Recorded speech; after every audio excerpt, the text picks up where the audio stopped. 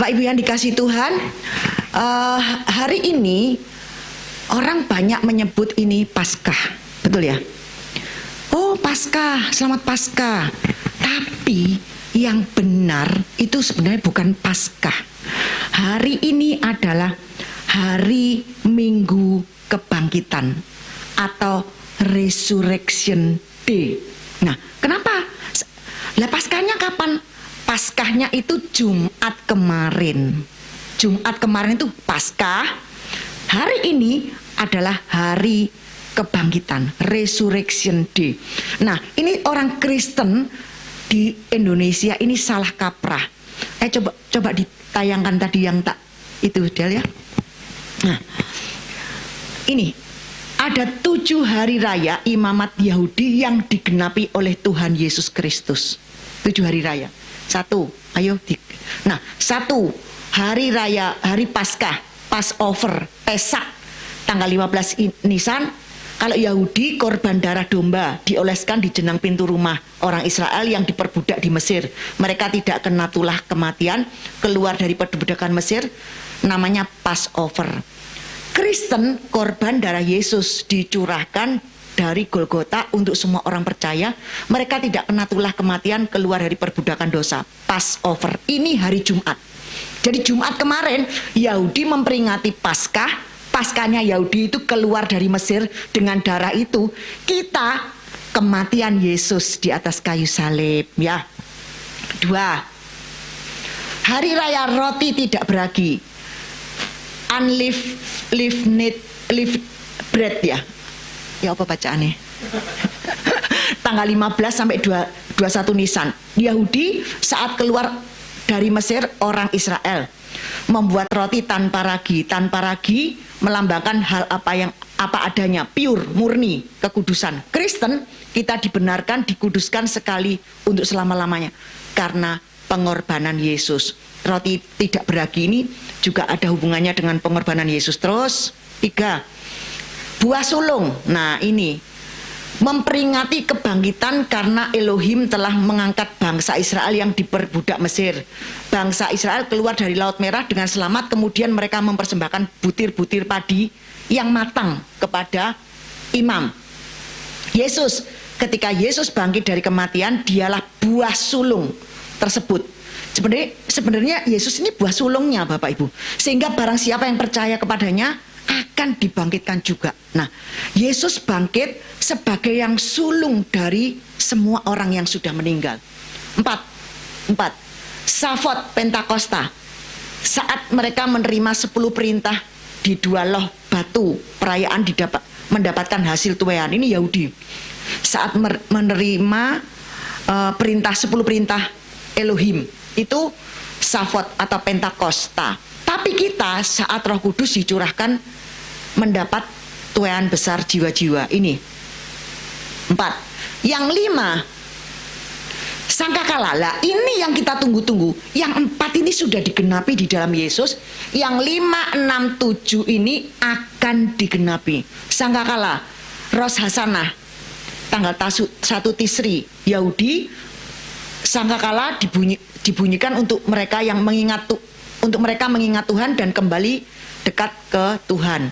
Kristen, saat sangkakala berbunyi, orang mati dibangkitkan, yang hidup diubahkan dan alami rapture. Ini kita menantikan hari raya musim gugur. Yang kemarin, yang tadi di atas 1 sampai 4 itu hari raya musim semi. Betul gitu ya, Her ya? Ya. Nah, 6. Ini saya dapat jiplakan dari pendeta YHS, Pak Yusak, Bapak Ibu. Jadi ini tak tayangkan. Tadi aku di WA dikasih ini. Nah, 6, pendamaian. Ternyata sama dengan yang dipelajari Heru. Betul ya, Her? Dengan Juan ngomongin, Mah, hari Minggu ini hari Resurrection Sunday. Hari buah sulung kalau orang Yahudi. Kita Resurrection Sunday, bukan Paskah. 6, pendamaian, Yom Kippur, the day of of atonement. Ya, atonement ya. Yahudinya satu-satunya hari di mana imam besar dapat masuk ke dalam ruang Maha Kudus. Mereka harus mempersembahkan hewan kurban untuk mendamaikan dosa imam dan umat. Orang Kristen Yesus telah menanggung dosa kita, kita telah ditebus oleh darah Kristus. Nubuatannya kedatangan Yesus kedua kali saat Kristus turun bersama orang-orang saleh, orang-orang kudus dan memerintah dalam kerajaan 1000 tahun. Ini Yom Kippur nanti kerajaan 1000 tahun. Betul ya, Der? 7, yang terakhir, Pondok Daun, Sukot, Tabernakel. Ini 15 Tisri. Kalau Yahudi, perayaan pengucapan syukur bagi Israel atas hasil panen yang dirayakan selama 7 hari, dilambangkan juga dengan kemah-kemah di sudut-sudut kota sebagai bentuk pemeliharaan Elohim. Peringati tiang api yang menyertai bangsa Israel selama di padang gurun. Kalau Kristen, masa kerajaan 1000 tahun, kedamaian yang sempurna, Yerusalem baru saat Tuhan bersama-sama kita dan umatnya untuk selama-lamanya. Jadi 3 hari raya ini belum digenapi, kita sedang menunggu. Minggu ini, di hari Minggu Kebangkitan, sudah tahu ya tadi ya, saya ditaruh di dalam hati saya dengan Tuhan. Apa Tuhan tema hari Minggu Kebangkitan ini? Tuhan kasih saya redemption by His blood. Jadi penebusan oleh darahnya, yang diambil dari Efesus 1 ayat 7. Redemption by His blood, penebusan oleh darahnya, yang diambil dari Efesus 1 ayat 7. Kita baca, sebab di dalam Dia dan oleh darahnya kita beroleh penebusan, yaitu pengampunan dosa, menurut kekayaan kasih karunia-Nya. Sekarang yang menjadi pertanyaan, kenapa penebusan harus pakai darah? Kan dikatakan, sebab di dalam Dia dan oleh darahnya kita beroleh penebusan dan pengampunan dosa, menurut kekayaan kasih karunia-Nya. Kenapa penebusan ini harus pakai darah?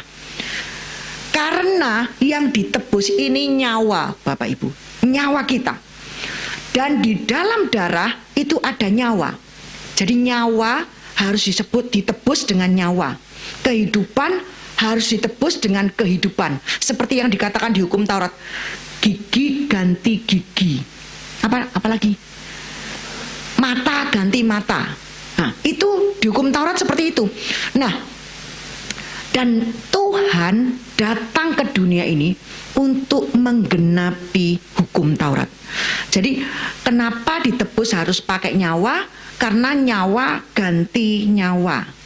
Nah, Imamat 17 ayat 11 sampai 14. Di dalam darah itu ada nyawa, Bapak Ibu.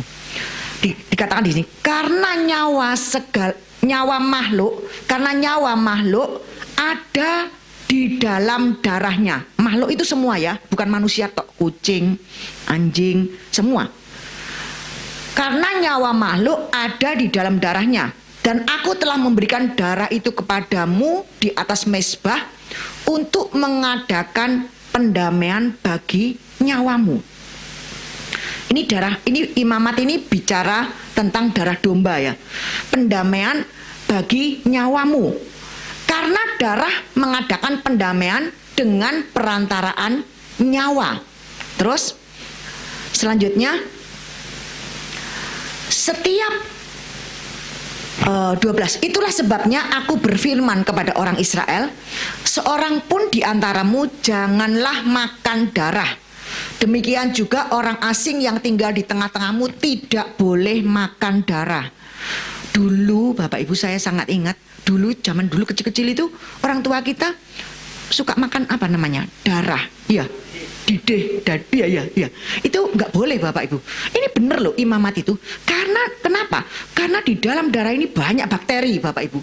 Banyak bakteri. Tapi dulu itu kok bisa makan seperti itu, aku juga nggak ngerti ya Bapak Ibu. Siapa yang ngajari? Padahal Tuhan melarang. Di dalam darah itu banyak bakteri, banyak virus, banyak semua itu ada di dalam darah. Oleh sebab itu jangan pernah makan darah. Setiap orang, 13. Setiap orang dari orang Israel dan dari orang asing yang tinggal di tengah-tengahmu yang menangkap dalam perburuan seekor binatang atau burung yang boleh dimakan, haruslah mencurahkan darahnya lalu menimbunya dengan tanah. Ingat kita kalau dulu ya, zaman dulu kan kita ini pelihara ayam. Terus kalau kita mau makan ayam, ngambil ayamnya kita sendiri dulu, mamaku gitu ya. Terus dipanggil tukang, terus engkek-engkek gitu ya. Terus darahnya ini ditampung. Ini, tapi kalau ini ngomongnya timbun dengan tanah. Darahnya, jadi gali tanah begini, darahnya dimasukkan terus ditimbun. Ini peraturannya Tuhan. Karena darah itu ada nyawa, ibaratnya nyawanya ayam itu dimasukno di tanah, dikubur begitu ya. Ayat 14. Karena darah itulah, sekali lagi, nyawa segala makhluk. Tuhan ngomong 2 kali loh. Karena darah itulah nyawa segala makhluk. Sebab itu aku telah berfirman kepada orang Israel, darah makhluk apapun jangan kamu makan. Karena darah itulah nyawa segala makhluk. Setiap orang yang memakannya harus dilenyapkan. Harus dilenyapkan.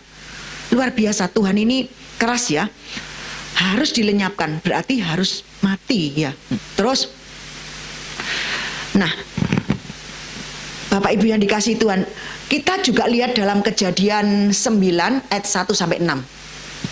Tapi kita ambil ayat 4-nya saja ya. Kejadian 9. Kejadian 9 ayat 1 sampai 6, kita ambil ayat 4. Ini yang di atas-atasnya itu mengenai perjanjian Tuhan dengan Nuh. Pada waktu Nuh keluar dari Bahtera, Tuhan mengadakan perjanjian dengan Nuh.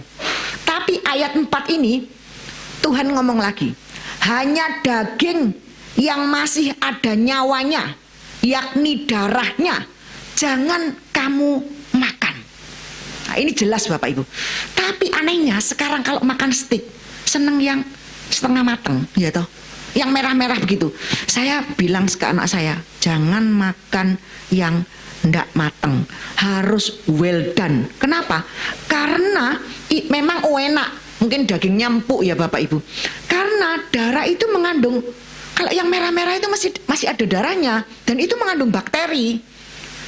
Tuhan sudah ngomong daging yang masih adanya nyawanya, yakni darahnya, jok bok makan, gitu loh. Ini wis bener-bener Tuhan yang ngomong, bukan saya yang ngomong. Oleh sebab itu percayalah, jangan makan steak yang tidak matang, harus yang well done ya. Lagi, dan darah yang bisa menebus kita manusia di seluruh dunia ini hanya darah manusia tanpa dosa, bukan darah sembarang orang Bapak Ibu. Darah manusia tanpa dosa. Sekarang saya mau tanya, adakah manusia tanpa dosa? Gak ada Bapak Ibu. Gak ada manusia tanpa dosa. Oleh sebab itu Tuhan sendiri yang berinisiatif turun ke dunia, menjelma menjadi manusia Yesus, dan oleh Bapa Yesus ini dijadikan dosa. Bukan menjadi orang berdosa, Yesus tidak melakukan dosa. Tapi Yesus ini dijadikan dosa. Dosa ini bukan orangnya, tapi memang dosanya, jadi dosa dia. Yesus dijadikan dosa untuk menebus seluruh dunia. Jadi tanpa Yesus, kita semua pasti mati di dalam dosa-dosa kita. Yesus ingin menebus semua manusia seluruh dunia. Yang percaya kepada Dia tidak akan mengalami kematian. Yang percaya kepada Dia, dosanya diampuni, dibersihkan. Yohanes 3 ayat 16. Karena begitu besar kasih Elohim akan dunia ini, sehingga Ia telah mengaruniakan anaknya yang tunggal, supaya setiap orang yang percaya kepadanya tidak binasa, melainkan beroleh hidup yang kekal. Ini karena begitu besarnya kasih Tuhan, kasih Bapa kepada dunia ini. Dia mengaruniakan Yesus. Karena kalau tidak ada Yesus, kita semua mati Bapak Ibu. Kita semua masuk neraka, rombongan masuk neraka. Tapi karena Bapa cinta kepada kita, kepada dunia ini, sehingga Dia mengaruniakan anaknya yang tunggal, supaya setiap orang yang percaya kepadanya tidak binasa. Jadi kalau tidak percaya, binasa. Setiap orang yang percaya kepadanya tidak binasa, melainkan beroleh hidup yang kekal. Ibrani 9 ayat 22b berkata, dan tanpa penumpahan darah, tidak ada pengampunan. Dikatakan tanpa Tuhan Yesus mau mati di atas kayu salib dengan menumpahkan darah manusia yang tanpa dosa, maka tidak ada pengampunan. Dosa pertama dilakukan oleh manusia pertama, yaitu Adam dan Hawa. Dosa itu apa sih? Dosa itu adalah pelanggaran terhadap hukum Elohim. Jadi karena manusia semua sudah tidak bisa tidak melanggar, karena Adam yang pertama ini sudah melanggar, itulah menjadi dosa seluruh dunia. Otomatis kita sekarang ini masih pakai tubuh dosa, warisan dari Adam. Oleh sebab itu tubuh ini masih bisa mati, Bapak Ibu. Tapi nantinya Tuhan akan penebusan yang terakhir adalah penebusan tubuh kita, sehingga kita nanti tidak akan mati lagi. Pastor Prin minggu depan akan berkhotbah tentang tubuh kemuliaan. Tadi dijanjikan. Jadi minggu depan silahkan lihat ya, tentang tubuh kemuliaan. Itu wah, amazing Bapak Ibu, tubuh kemuliaan itu sampai saya ini benar-benar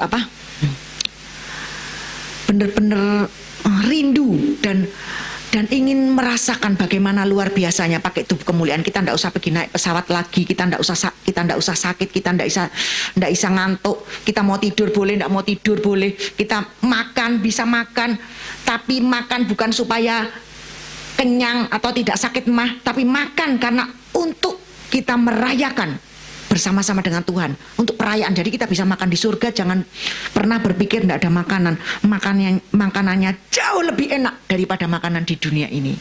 Jadi kalau kadang-kadang saya ketemu, mumpung je urip mangan sing wakeh, ini gak apa-apa Bu Lili ngono. Kadang-kadang gini, ada yang ngomong gini, coba aku ngerti nek suamiku ini cepat-cepat dipanggil Tuhan, kan ndak tak larang-larang makan ini, makan itu, makan ini. Itu dulu pikiran kita, pikiran lama. Justru di sana dia makanannya jauh lebih enak. Kita nanti ketemu dia, waduh ternyata enak ya Pak di sini. Wah enak mah, rugi, wes enak pol ini gitu. Ya mungkin gitu ya. Jadi jangan pernah pikir bahwa di surga itu muji nyembah Tuhan terus nggak ono apa-apa, nggak ada kegiatan apa-apa, ndak Bapak Ibu. Di sana itu adalah dunia yang asli. Kita ini fotokopi Bapak Ibu. Sana yang asli, bagaimana yang asli. Wong Musa buat bait suci aja nyonto yang di surga. Ditunjukkan contohnya dari surga. Berarti kan aslinya di sana. Apapun pintu ini Bapak Ibu, kan dulu kan kalau kita masuk pintu bisa buka sendiri. Itu niru surga Bapak Ibu. Dunia baru ada, tapi di surga sudah lama ada. Jadi masuk pintu, gerbang buka sendiri, itu sudah ada. Jadi kita ini kopiannya saja. Nah, dosa, kembali ke sini ya, adalah pelanggaran terhadap hukum Elohim. Kita baca 1 Yohanes 3 ayat 4. 1 Yohanes 3 ayat 4. Setiap orang yang berbuat dosa melanggar juga hukum Elohim. Sebab dosa ialah pelanggaran hukum Elohim. Saya ngomong pasti ada ayatnya. Dan upah dosa adalah maut.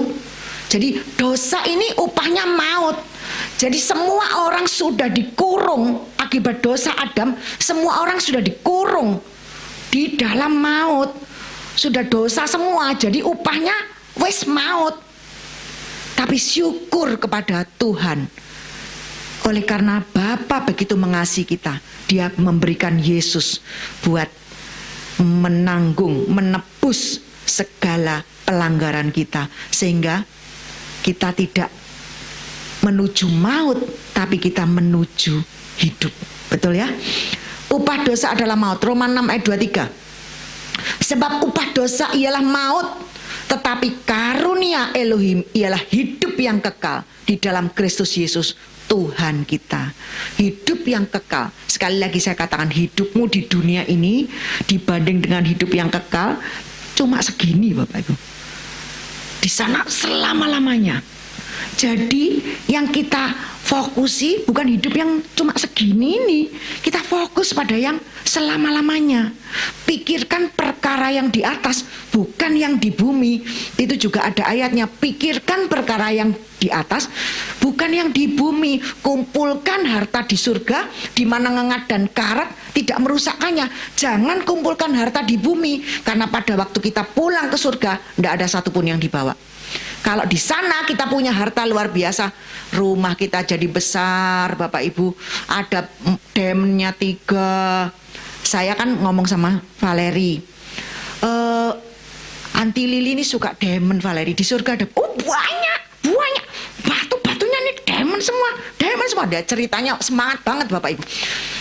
Akongku ini demennya cuma 1. Tapi ada rumah yang demennya 3, ada demennya bagus kan.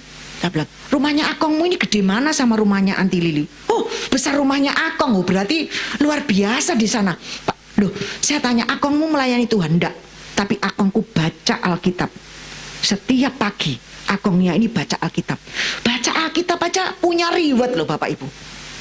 Luar biasa. Lakukan, makanya tak bagi Alkitab ini. Kalau enggak ngerti di LAI, baca itu. Dicari di situ lebih jelas, karena itu langsung bahasa aslinya dari bahasa Ibrani atau bahasa Yunani langsung ke Indonesia. Kalau perjanjian lama Ibrani, jadi terjemahnya langsung Ibrani ke Indonesia, bukan melalui ndak langsung Bapak Ibu, dari Yunani perjanjian baru ke Indonesia. Banyak yang cocok dengan bahasa aslinya. Saya suka tanya Heru, betul ya Her, bahasa aslinya betul? Ini kamus berjalan. Yuan ya, oh ini betul ya, betul. Nah, jadi podo Bapak Ibu. Saya tidak bisa bahasa Inggris tapi saya pakai Alkitab itu. Nah, tadi kembali ya, hidup yang kekal, upah dosa adalah maut, tetapi karunia Elohim ialah hidup yang kekal dalam Kristus Yesus Tuhan kita. Dosa mendatangkan pemisahan antara Elohim dan manusia serta kebinasaan. Tapi kasih Kristus mendatangkan persekutuan antara Bapa dan manusia, Elohim dan manusia bisa terjalin kembali. Kasih Kristus itu mendatangkan persekutuan antara Elohim dan manusia bisa terjalin kembali karena mereka percaya. Kalau yang enggak percaya, ya enggak bisa terjalin kembali. Bagi mereka yang percaya kepadanya, kasih bisa persekutuan dengan Elohim ini bisa terjalin kembali melalui Kristus, melalui percaya kita kepada Yesus. Dosa menutup pintu perjumpaan dengan Elohim. Tetapi karena Kristus, pintu menuju hadirat Elohim ini terbuka bagi kita. Dosa mendatangkan murka Elohim bagi orang durhaka. Tetapi di dalam Kristus, manusia berdosa ini memperoleh penebusan dan pengampunan. Di dalam Kristus kita memperoleh penebusan dan pengampunan. Ini adalah berita sukacita Bapak Ibu yang besar bagi dunia. Tidak ada berita lain yang paling menyenangkan selain dari berita tentang salib, yaitu pengampunan dosa. Jadi kalau gereja tidak pernah cerita salib, itu dipertanyakan gerejanya ini gereja opo kalau tidak pernah cerita salib. Karena yang luar biasa ini adalah salib memang. Tanpa salib Bapak Ibu, kita ini binasa. Sia-sia tiap minggu ke gereja, sia-sia kita percaya Yesus, gak ada gunanya. Jadi berita sukacita yang besar bagi dunia. Tidak ada berita lain yang paling menyenangkan selain berita tentang pengampunan dosa lewat penyaliban Yesus di atas kayu salib. Karena tanpa Kristus kita mati karena dosa dan pelanggaran. Tetapi Tuhan Bapa Elohim dalam kasih karunia-Nya membuat kita hidup kembali di dalam Kristus. Ya, jadi tanpa Kristus kita wis mati Bapak Ibu karena dosa dan pelanggaran. Tapi Bapa di dalam kasih karunia-Nya membuat kita hidup kembali karena Kristus, memberikan Kristus supaya kita hidup kembali. Nah, di dalam kasih-Nya ini Bapa rela menganugerahkan anaknya yang tunggal untuk menanggung dosa, supaya setiap orang yang percaya kepadanya tidak binasa, melainkan beroleh hidup yang kekal. Seperti Yohanes 3 ayat 18 tadi ya. Dan pengampunan dosa yang Tuhan berikan itu memimpin kita ke dalam hidup yang baru. Hidup yang baru di dalam Yesus Kristus dan di dalam hidup yang berkelimpahan. Jadi pengampunan dosa ini membawa kita ke suatu kehidupan yang baru dan di dalam hidup yang berkelimpahan. Yohanes 10 ayat 10b. Pencuri datang hanya untuk mencuri, membunuh, dan membinasakan. Ini iblis ya. Tapi aku datang, kata Yesus, supaya mereka mempunyai hidup. Supaya kita mempunyai hidup dan mempunyainya dalam segala kelimpahan. Jadi Tuhan datang untuk kita punya hidup yang kelimpahan. Tadi Fran kamu, aku diberkati. Dulu kita zaman dulu memang kalau ono pendeta-pendeta itu coba cepet di depan minta diberkati gitu ya. Padahal itu dibujui ya Bapak Ibu. Kita ini juga bisa memberkati diri kita sendiri. Aku diberkati. Katakan itu. Aku diberkati. Saya ajarkan di sini memang untuk bisa mandiri ya. Jadi memberkati, karena setiap tangan kita ini dipakai Tuhan untuk memberkati. Tadi saya habis doakan anaknya Dina, dia keluar masuk rumah sakit. Bapak Ibu, saya ini ya sedih. Sekarang ada di rumah sakit Bu Lili, anaknya ini keluar darah dari hidung, dari mulut, dari telinga, telinganya ini koyok mau keluar darah juga. Terus lu sakit apa? Terus dia ini sudah keliling dokter Bapak Ibu. Dan saya bilang bawa ke Singapura.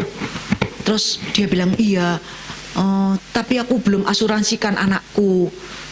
Ya, tadi aku bawa dalam doa. Kita doa dan aku percaya Tuhan pasti sembuhkan. Kasihan Bapak Ibu, Kristal itu tiap Jumat kemarin juga sakit, minggu lalu juga sakit. Jadi keluar masuk rumah sakit karena tidak tahu penyakitnya. Tapi saya percaya di minggu kebangkitan ini ada mujizat yang terjadi untuk Kristal ya. Nah Bapak Ibu yang dikasih Tuhan, sekarang kita masuk dalam perjanjian baru. Kita kembali ke perjanjian, dari tadi perjanjian baru, kita kembali ke perjanjian lama. Bapak Ibu ingat tulah ke-10 sebelum orang Israel keluar dari Mesir, yaitu kematian setiap anak sulung bangsa Mesir, baik manusia maupun hewan, semua mati. Kita baca Keluaran 12 ya, untuk mengingat semuanya. Kemarin sudah disinggung Juan, tapi saya khotbahkan lagi ini. Keluaran 12 ayat 3, 5, 11 sampai 13. Katakanlah kepada segenap jemaah Israel, pada tanggal 10 bulan ini diambillah oleh masing-masing seekor anak domba menurut kaum keluarga, seekor anak domba untuk tiap-tiap rumah tangga. 5. Anak dombamu itu harus jantan, tidak bercela, berumur setahun. Kamu boleh ambil domba atau kambing. Tapi di IMB itu ada ditambahi, domba atau kambing milikmu. Nggak boleh milik tonggo diambil Bapak Ibu, milikmu sendiri. Jadi peliharaanmu sendiri, sehingga kamu kenal dia. Kayak saya punya Excel, saya cinta Excel, kenal Excel, tiba-tiba disuruh membunuh Excel. Bagaimana mungkin aku bisa? Tapi kalau tidak dibunuh, anak sulungku mati. Nah terus bagaimana? Pilih ini, bingung Bapak Ibu. Tapi ini benar-benar gambaran Yesus luar biasa. Bapa mana yang mau memberikan anak satu-satunya yang dikasihinya? Tidak ada Bapak Ibu. Memberikan sama temen aja tidak mau. Ini kan mau pergi Israel ya. Mau pergi Israel. Saya nih sayang sama menantu saya ini Bapak Ibu. Saya ingin ngajak dia, tapi dia punya anak kecil Bapak Ibu. Terus saya bilang gini, enak piye yo, dititipno ke I aja ya. Tapi dia sebagai orang tua pasti nggak mau. Aduh, janganlah, wes aku ndak ikut aja. Nah, pasti pikirannya begitu Bapak Ibu. Orang tua mana mau dititipkan aja ndak tega, apalagi dikorbankan. Itu loh, luar biasanya Tuhan ya. Tuhan kita baik sekali. 11. Dan beginilah kamu memakannya, pinggangmu berikat, kasut pada kakimu, tongkat di tanganmu, buru-buru kamu memakannya. Itulah Paskah bagi Tuhan. Ini gambaran Yesus yang diceritakan Juan. Hari itu juga begitu mati, cepat-cepat dikuburkan, buru-buru makannya, cepat-cepat dikuburkan. Karena kalau enggak gitu besok kan Sabat Yesus toh. Kalau ini cepat-cepat makannya. Sebab 12, sebab pada malam ini aku akan menjalani tanah Mesir, dan semua anak sulung dan dari anak manusia sampai anak binatang akan kubunuh, dan kepada semua ilah di Mesir akan kujatuhkan hukuman. Akulah Yahweh, akulah Tuhan. Dan darahmu itu menjadi tanda bagimu pada rumah-rumah di mana kamu tinggal. Dan darah itu menjadi tanda bagimu pada rumah-rumah di mana kamu tinggal.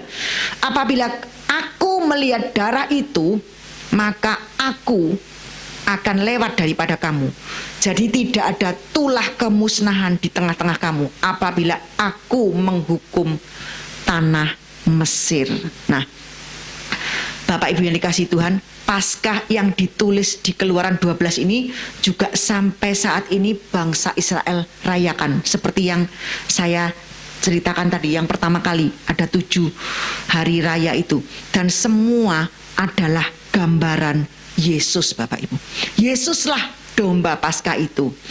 Kaum keluarga seisi rumah itu adalah kita, orang yang percaya. Amin. Mesir adalah gambaran dunia, perbudakan. Kita ini sebenarnya tidak sadar ini kita ada dalam perbudakan dunia. Percaya enggak? Pagi kerja, sore pulang, pagi kerja, kayak gitu terus Bapak Ibu, kayak gitu sampai mati. Apa enggak diperbudak? Mati juga dibawa hartanya. Ya, apa yang kita kerjakan ini sebenarnya kita ini seperti ada di Mesir. Dunia ini Mesir. Kita ini ada dalam perbudakan, Bapak Ibu. Kita menunggu kelepasan itu. Kelepasan yang sejati di dalam Yesus itu, yaitu pulang ke Kanaan. Nah, darah anak domba yang dioleskan di ambang pintu rumah setiap keluarga orang Israel adalah darah Yesus sebagai domba Elohim yang dikorbankan untuk menyelamatkan kita dari maut dan melepaskan kita dari perbudakan dunia ini. Roma 8 ayat 15. Sebab kamu tidak menerima roh perbudakan yang membuat kamu menjadi takut lagi.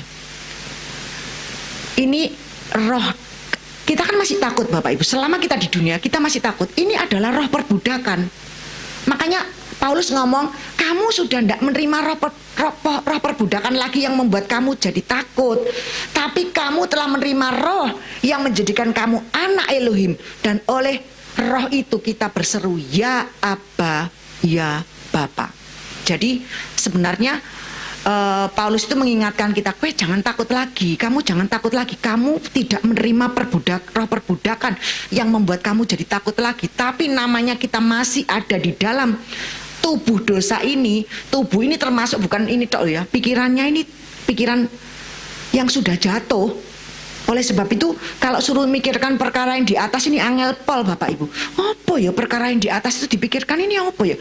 Ya mikiri firman ini loh. Kok bisa gini ya? Kok bisa gini ya? Kok bisa gini ya? Ini memikirkan perkara yang di atas. Jadi pikirkan perkara yang di atas bukan yang di bumi. Tapi manusia cenderung jatuh terus mikirkan yang di bawah karena kita masih pakai tubuh dosa. Tanpa darah Yesus maka tidak ada pengampunan dosa. Dan kita masih hidup dalam dosa-dosa kita yang berakhir pada kematian kekal. Ibrani 9 ayat 22b yang saya sebutkan tadi, tanpa penumpahan darah tidak ada pengampunan. Dan Yesus sendiri juga berkata kepada murid-muridnya waktu perjamuan terakhir. Yang tadi kita perjamuan kudus itu perjamuan terakhir. Matius 26 ayat 27c sampai 28 berkata seperti ini. Minumlah kamu semua dari cawan ini, sebab inilah darahku, darah perjanjian yang ditumpahkan bagi banyak orang untuk pengampunan dosa. Jadi darah ini untuk pengampunan dosa. Tanpa penumpahan darah tidak ada pengampunan dosa. Oleh sebab itu darahku, darah perjanjian yang ditumpahkan bagi banyak orang untuk pengampunan dosa. Kolose 1 ayat 13-14. Dia telah melepaskan kita dari kuasa kegelapan dan memindahkan kita ke dalam kerajaan anaknya yang kekasih. Di dalam Dia, 14, kita memiliki penebusan kita, yaitu pengampunan dosa. Kalau IMB, penghapusan dosa, bukan cuma pengampunan. Pengampunan itu masih diingat ya. Tapi kalau dihapus ini artinya lebih dalam. Hapus itu sudah tidak terlihat lagi jejaknya. Kalau kita ngomong, kamu tak ampuni, tapi ingat-ingat lagi Bapak Ibu. Oh dulu kamu gini no aku toh, dulu kamu gini no aku toh. Itu pengampunan itu masih ingat Bapak Ibu. Tapi IMB ini ngomong penghapusan, jadi dihapus Bapak Ibu. Demikian juga pengampunan yang Tuhan berikan atas dosa-dosa kita ini sudah dihapus. Jadi dilupakan sama Tuhan, sudah tidak diingat lagi, tidak ada di dalam pikirannya Tuhan. Benar-benar Tuhan itu dahsyat ya. Ini artinya dalam, makanya Alkitab ini dibaca wapi Bapak Ibu. Dihapus, penghapusan dosa. Ada sebuah lagu lama tentang pengampunan Tuhan, itu seperti ini. Sejauh timur dari barat, Engkau membuang dosaku, tiada kau ingat lagi pelanggaranku. Jauh ke dalam tubir laut, kau melemparkan dosaku. Tiada kau perhitungkan kesalahanku. Betapa besar kasih pengampunanmu Tuhan. Tak kau pandang hina hati yang hancur. Ku berterima kasih kepadamu ya Tuhan. Pengampunan yang kau beri, pulihkanku. Saya setiap nyanyi ini benar-benar luar biasa Pak, merasakan kebaikan Tuhan yang luar biasa. Nah, lagu ini diambil oleh penulisnya ini di Mazmur 103 ayat 12.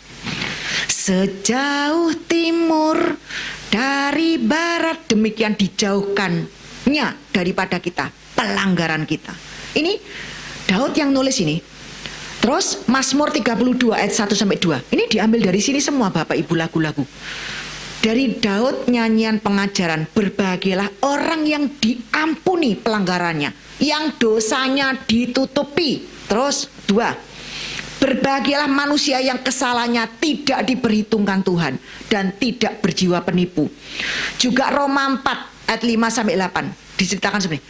Tetapi kalau ada orang yang tidak bekerja namun percaya kepada Dia yang membenarkan orang durhaka, imannya diperhitungkan menjadi kebenaran. Kalau tidak kerja apa-apa, tapi dibenarkan, imannya itu diperhitungkan sebagai kebenaran.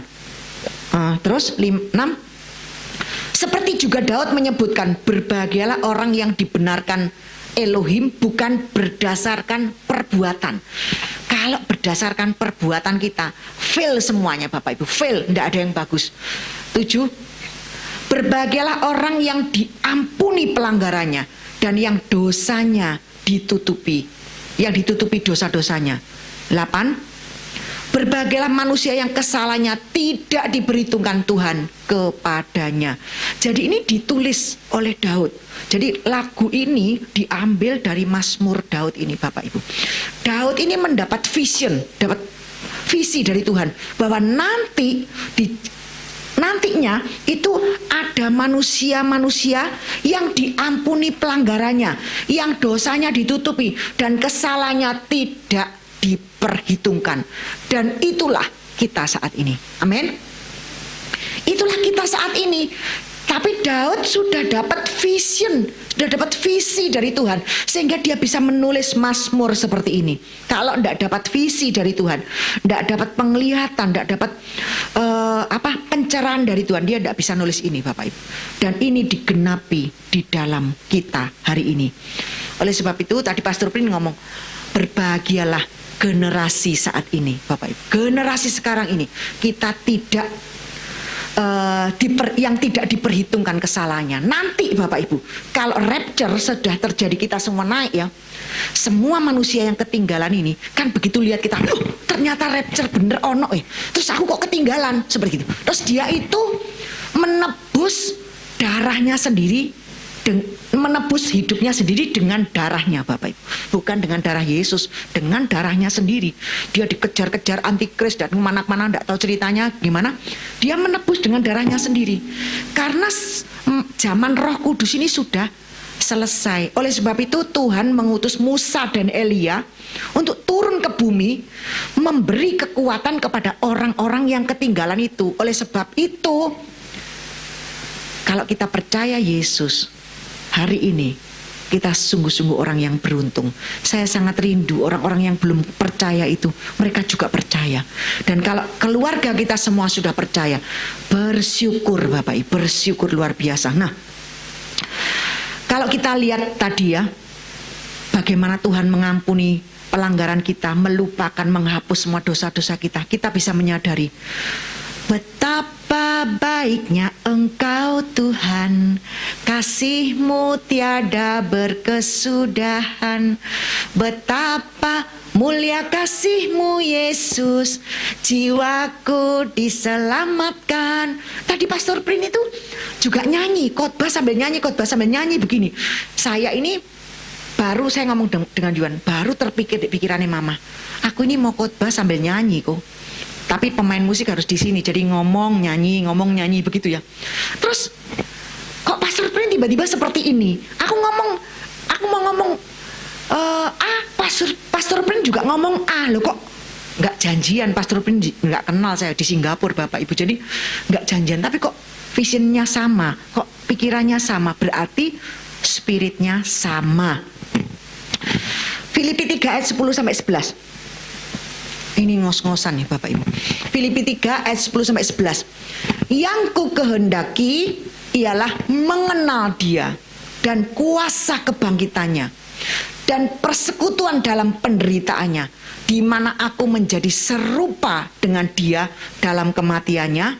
Terus 11, supaya aku akhirnya beroleh kebangkitan dari antara orang mati.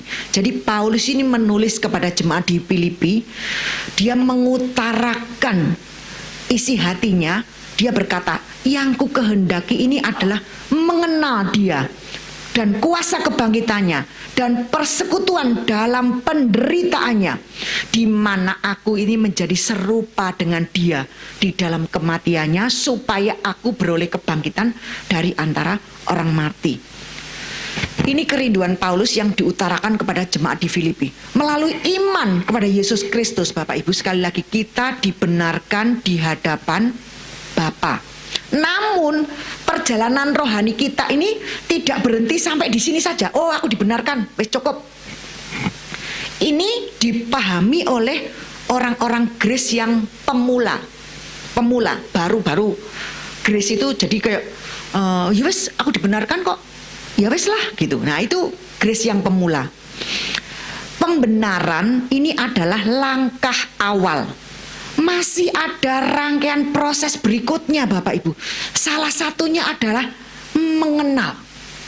mengenal Kristus. Aku rindu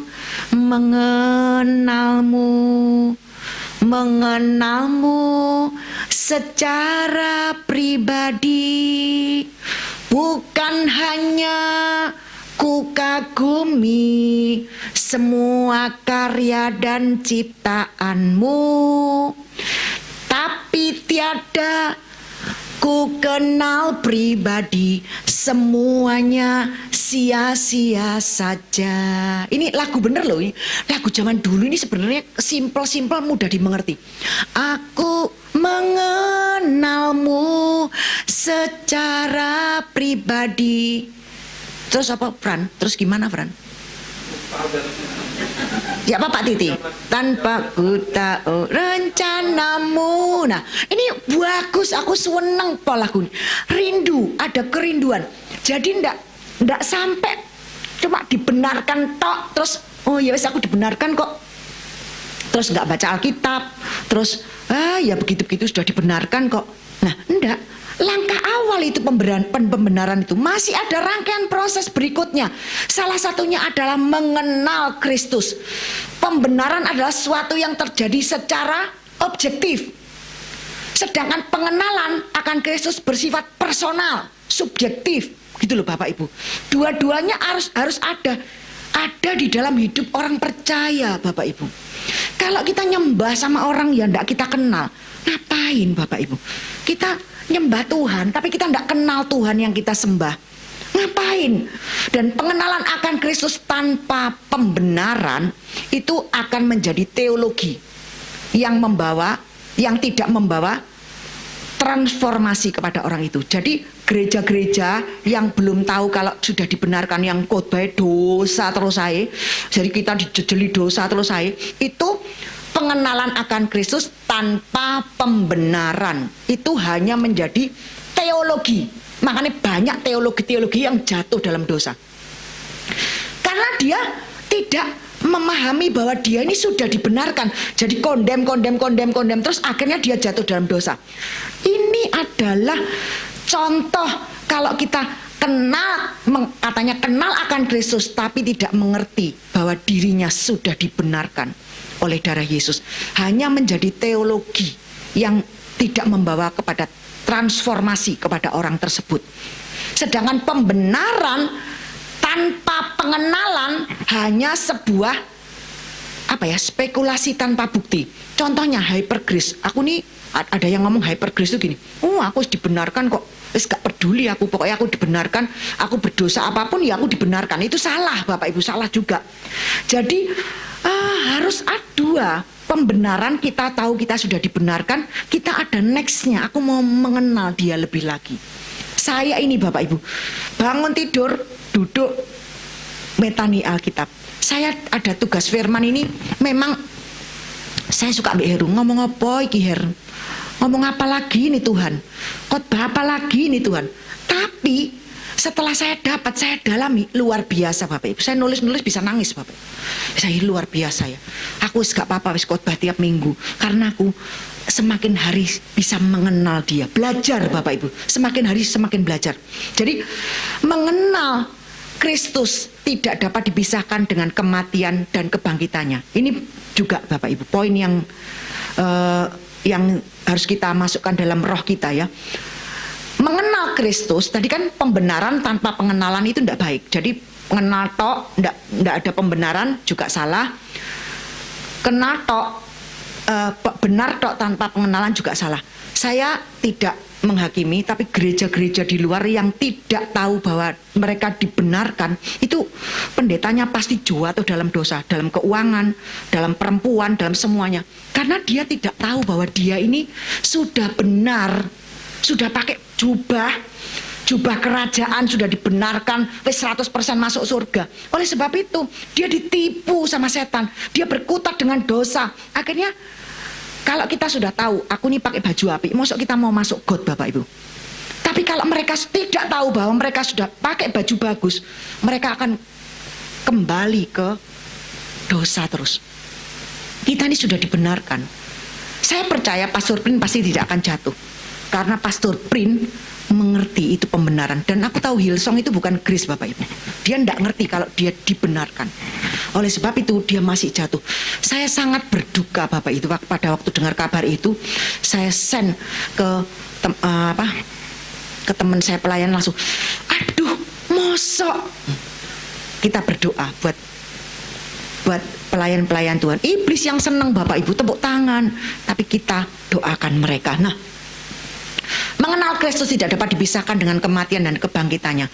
Pengenalan yang dimaksudkan oleh Paulus ini berkaitan dengan kuasa. Jadi kuasa dan persekutuan. Jadi kita mengenal Kristus ini tidak bisa dipisahkan dengan kematian dan kebangkitannya. Mengenalnya dalam bentuk apa? Kuasanya. Persekutuan kita dengan Dia itu ada apanya di situ. Nah, mengenal kuasa dan kuasa kebangkitan Kristus itu tidak hanya sampai pada pemahaman, pengetahuan tentang Kristus ini mati bangkit untuk dosa-dosaku gitu toh, enggak gitu Bapak Ibu. Dengan makna kematian ini enggak Bapak Ibu. Tapi yang Paulus maksudkan ini adalah pengalaman dengan kuasa kebangkitan Kristus ini. Apa pengalaman? Kita pasti di dalam dunia ini, di dalam kehidupan kita pasti mempunyai pengalaman di dalam kuasa kebangkitan Kristus ini. Jadi bukan teori, bukan pengetahuan, bukan pemahaman, wis ngerti Kristus mati bangkit pada hari ketiga, bukan gitu saja. Tapi adalah pengalaman pribadi di mana kuasa kebangkitan Kristus ini nyata dalam hidup kita. Saya kasih contoh. Saya punya menantu. Nah, ini istrinya Juan ini. Sudah divonis dokter mandul.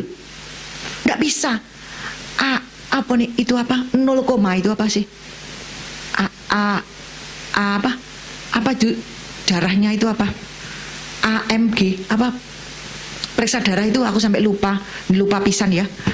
Tapi kuasa kebangkitan Kristus membuat yang mandul jadi subur dalam nama Yesus. Dan lihat lagi dokternya sampai takut Vivi kebobolan lagi. Harus menyusui loh ya, nanti tidak kebobolan lagi. Bayangkan, ini sudah diusir sama Chandra Taiti Bapak Ibu. Wes nggak bisa.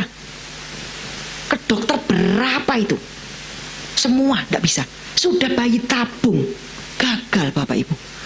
Tapi Tuhan Yesus kuasa kebangkitannya. Amin. Membuat yang mandul jadi subur. Ini loh yang dimaksudkan Paulus ini pengalaman. Dan dia saat ini saya sangat luar biasa. Saya cinta banget ya sama Vivi ini, orangnya nerimo, orangnya baik. Makanya tadi waktu kita lihat Pastor Prini, saya bilang kamu mesti harus pergi ke gereja nih. Tak jogok no putune mama, emak ini yang jaga, grandma yang jaga. Kamu pergi sama Juan, jalan-jalan ke Singapura. Datang ke ibadahnya Pastor Prin supaya kamu melihat benar-benar mama pingin kamu mengalami pengalaman bersama dengan Tuhan lebih dalam lagi. Kamu injili itu keluargamu yang belum kenal Tuhan, ceritai Yesus ini. Kamu berbahagia kamu bisa kumpul sama mama. Tadi Ivana menantu yang satunya, aku bersyukur ya Bapak Ibu, semua anak-anakku ini melayani Tuhan.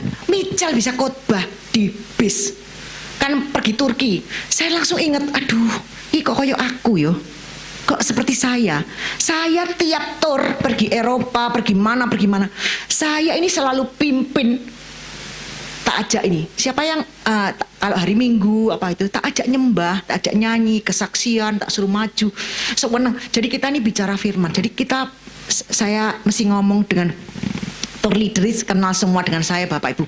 Karena dulu zamannya Pak Didi ini kita selalu tour Bapak Ibu. Kita kan belum bisa pergi sendiri. Takut karena Juan masih kecil, enggak ngerti bahasa Inggris, masih kecil. Jadi kita semua anak-anak itu ikut tour. Nah, itu mesti di tour itu mesti di bis itu saya yang mimpin Bapak Ibu. Karena tour leadernya kenal banget sama saya pimpin doa, saya pimpin saya suruh kesaksian, saya ajak nyanyi, saya semuanya. Dan tadi Michal itu diposting sama Ivana di Instastory ini loh mah, Pastor Michal memimpin membawa doa kebaktian Paskah di bis. Saya bilang, wah puji Tuhan, amazing. Itu tidak ada kesukaan orang tua selain anak-anaknya ini takut akan Tuhan. Jadi itu saya mengucap syukur, amazing, Tuhan begitu baik ya Bapak Ibu. Sehingga benar-benar kuasa kebangkitan Kristus itu nyata di dalam kehidupan saya. Yang kedua, persekutuan di dalam penderitaan Kristus. Yang dikatakan tadi, ayat tadi, yang kukehendaki ialah mengenal Dia dan kuasa kebangkitannya dan persekutuan dalam penderitaan Kristus. Ini maksudnya apa? Jadi ini maksudnya adalah pengalaman pribadi kita di dalam perjalanan kita mengiring Yesus. Ini kan kita pasti punya pengalaman pribadi. Kita ini menderita karena kebenaran Injil Kristus. Apakah sudah kita menderita karena pengorbanan, karena kebenaran Injil Kristus? Contohnya dikucilkan dari pergaulan karena Kristus. Saya sudah Bapak Ibu. Saya pernah dimarahi bakul ronde, juga pernah Bapak Ibu di Bondowoso ya. Saya ini cerita-cerita dengan bakul ronde ini, om ronde ini ternyata kan belum dalam Tuhan. Tak ceritani Yesus, saya dimarahi Bapak Ibu. Terus saya pulang, saya masuk mobil, Pak aku dimarahi bakul ronde. Kamu ngomong apa? Aku ngomong Tuhan Yesus. Makanya, nah ini dimarahi, menderita karena kebenaran Injil. Tak ceritani malah aku dimarahi.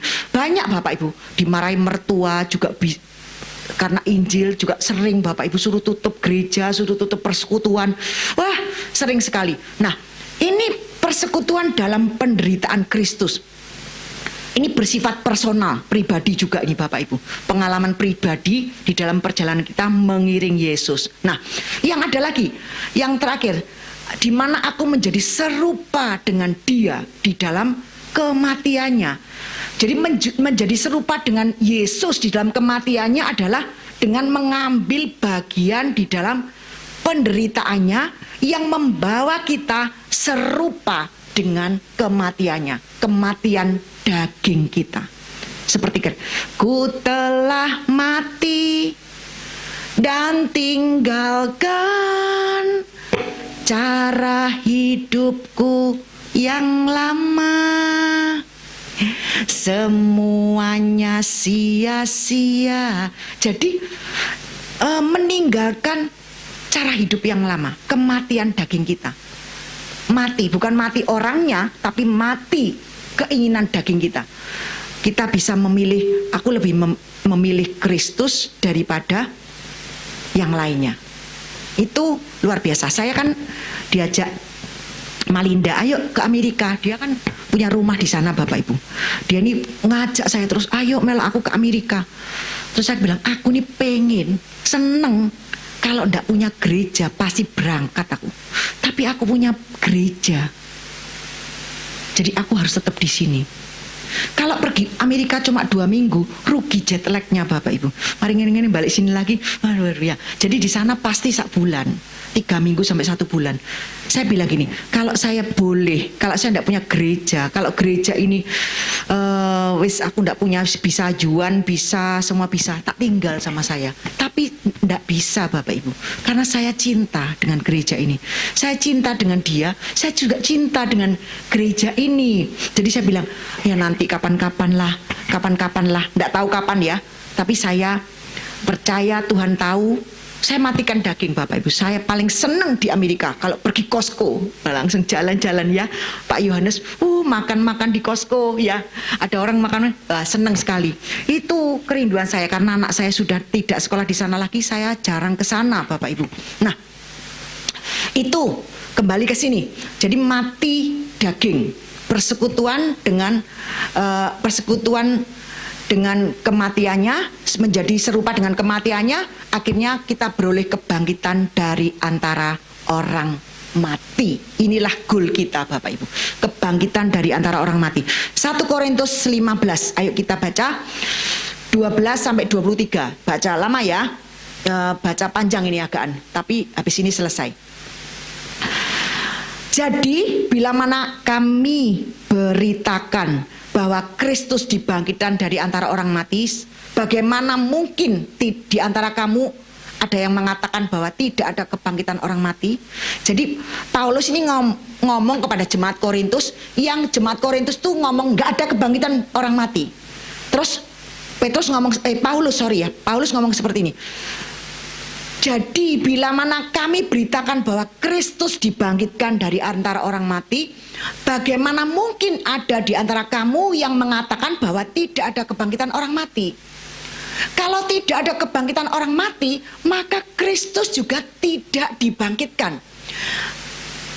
Tetapi andai kata Kristus tidak dibangkitkan, maka sia-sialah pemberitaan kami dan sia-sia juga kepercayaan kamu. Lebih daripada itu, kami ternyata berdusta terhadap Tuhan Elohim, karena tentang Yesus kami katakan bahwa ia telah membangkitkan Kristus, padahal ia tidak membangkitkannya. Kalau benar, andai kata benar bahwa orang mati tidak dibangkitkan, sebab jika benar orang mati tidak dibangkitkan, maka Kristus juga tidak dibangkitkan.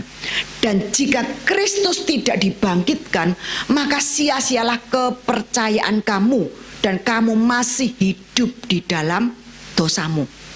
Demikian binasa juga orang-orang mati di dalam Kristus. Jikalau kita hanya dalam hidup ini saja menaruh pengharapan kepada Kristus, maka kita adalah orang-orang yang paling malang dari segala manusia. Ngapain kita beribadah kepada Tuhan yang mati?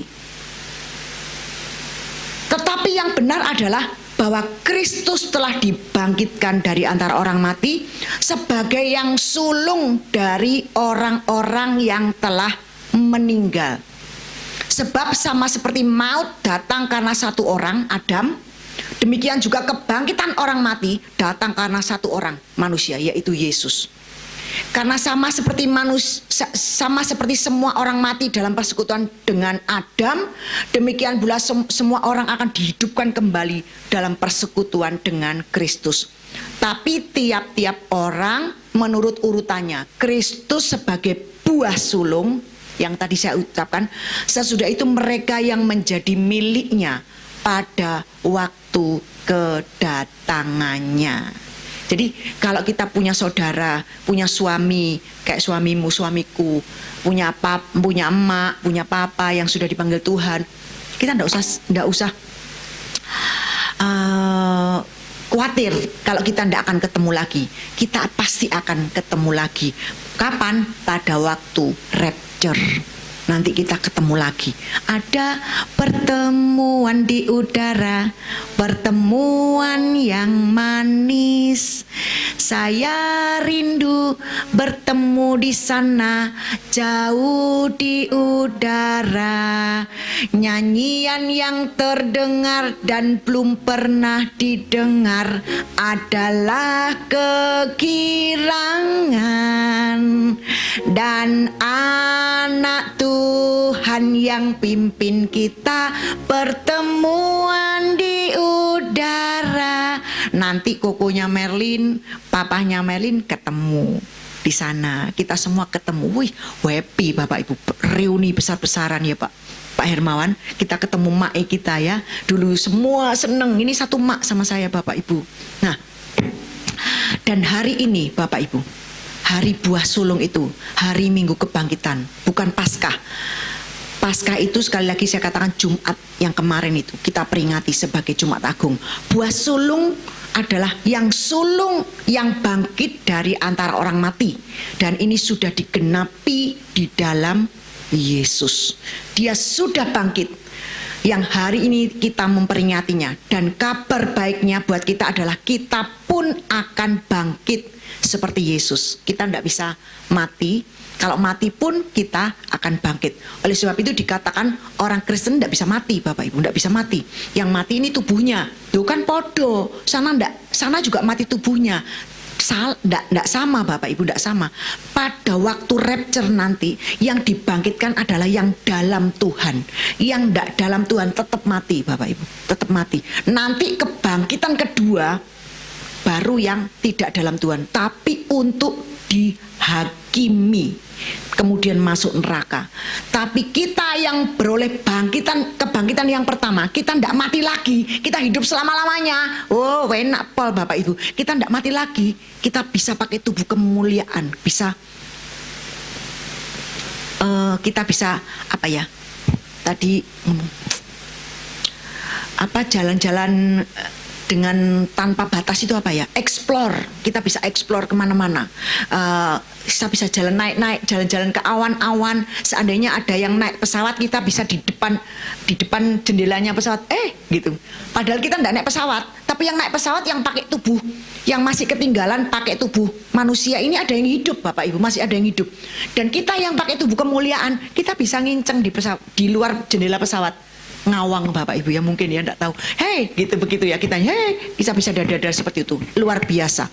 Dan saya akan tutup dengan Yohanes 11 ayat 25. Orang Kristen tidak bisa mati karena Yesus sudah mati. Yesus sudah bangkit dari kematian, seperti dikatakan Yohanes 11 ayat 25. Dikatakan seperti ini, akulah kebangkitan dan hidup, barang siapa percaya kepadaku, meskipun mati, ia akan hidup lagi. Ini IMB. IMB ini podo sama dengan bahasa aslinya. Meskipun mati, ia akan hidup lagi. Nah, 26. Setiap orang yang hidup, kita ini, yang percaya kepadaku, Tuhan ngomong, ini kata-kata Yesus loh, ini kata-katanya Yesus. Setiap orang yang hidup dan yang percaya kepadaku, ia tidak akan mati selama-lamanya. Percayakah engkau akan hal ini? Percaya Tuhan. Karena Tuhan pada waktu nulis ini, dia punya vision. Tadi Pastor Prin nyinggung ini juga. Karena dia punya penglihatan bahwa nanti ada orang-orang yang tidak mati tapi rapture. Ini penglihatannya, visionnya Tuhan, sehingga dia ngomong ayat 26 ini, setiap orang yang hidup dan percaya kepadaku, ia tidak akan mati selama-lamanya. Ini visionnya Pastor Prin tentang rapture, Bapak Ibu. Dan yang pertama, akulah kebangkitan hidup, barang siapa percaya kepadaku, ia akan hidup walaupun sudah mati. Itu juga visionnya Tuhan, di mana orang mati nanti akan dibangkitkan pada waktu kedatangannya di awan-awan. Ini luar biasa. Kalau kita dalam ini luar biasa sekali Bapak Ibu. Nah, Bapak Ibu yang dikasih Tuhan, biarlah minggu kebangkitan ini kita semakin diteguhkan dan dikuatkan dengan makna dari peristiwa kematian dan kebangkitan Yesus ini, sehingga jiwa kita ini mengalami kemerdekaan yang sejati di dalam Dia. Amin. Amin.